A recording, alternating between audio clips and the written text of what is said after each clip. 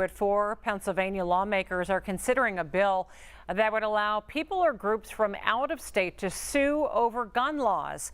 It is meant to discourage municipalities from adopting their own gun control measures. Channel 11's Nicole Ford spoke with 2 local Republicans who are sponsoring the bill. Gun violence has hit headlines across the city this year. While some groups are trying to tackle new gun safety measures, others are doing the opposite. Right now, Senate Bill 448 is being discussed in Harrisburg. The bill is in direct reaction to local officials starting conversations about making communities safer through gun violence prevention policies. If the bill becomes law, it will allow any organization in state or out of the state to sue those municipalities for enacting firearm laws.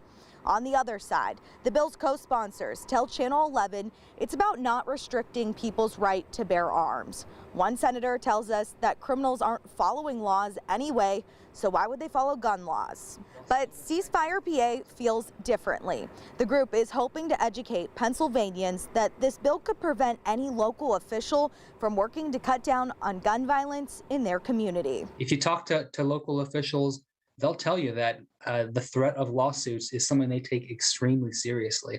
And especially the smaller municipalities out here in Western Pennsylvania, they don't have the budgets to cover legal fees and legal expenses. And so just the threat of a lawsuit can be enough to stop any kind of action in terms of making local policy to prevent gun violence. The bill did pass committee today and could be headed to the Senate floor in the coming weeks.